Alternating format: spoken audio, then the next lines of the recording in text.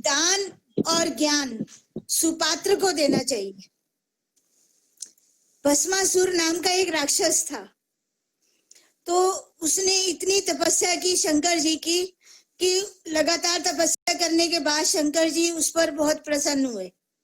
उन्होंने उसको कहा कि तुम वरदान मांगो, मैं तुम्हारी तपस्या से बहुत प्रसन्न हूँ, वरदान मांगो, क्या चाहते हो।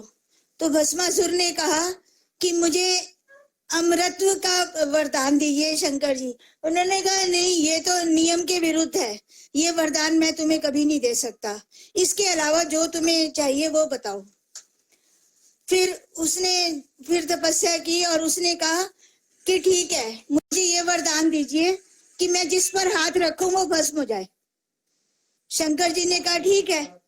तो जैसे ही उन्होंने ये कहा कि ये ठीक है, तो वो भस्मासुर शंकर जी के पीछे ही भागने लगा और शंकर जी पर ही हाथ रखने की कोशिश की।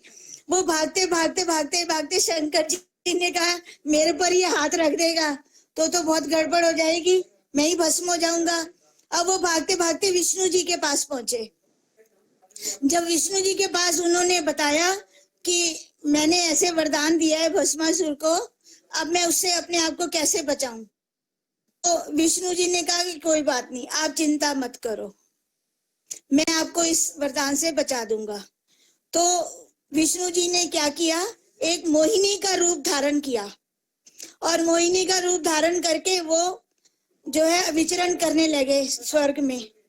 जब विचरण कर रहे थे तो भस्मासुर ने उसको देखा, वो उसकी सुंदरता पर इतना मोहित हो गया, तो उसने कहा कि मैं जो है तुमसे शादी करना चाहता हूँ।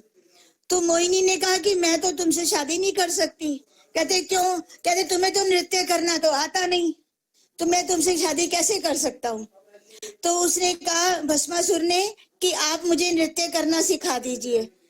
तो जब उसको नृत्य करना उसने सिखाना शुरू किया मोहिनी ने, तो नृत्य करते करने में वो इतना मग्न हो गया कि मोहिनी ने कहा कि नृत्य करते करते उसका हाथ सिर पर रखने के लिए कहा।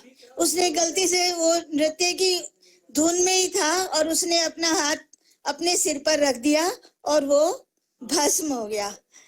तो जैसे ही भस्म हो गया तो इस कहानी से हमें ये शिक्षा मिलती है कि जब हम किसी को कुछ दान देते हैं तो हमें ये देखना चाहिए कि वो वास्तव में उसका सही उपयोग करेगा या नहीं। तो ऐसे बंदे को दान देना ही नहीं चाहिए और ज्ञान भी नहीं देना चाहिए जो उसका सही उपयोग ना कर सकता हो। नमस्कार।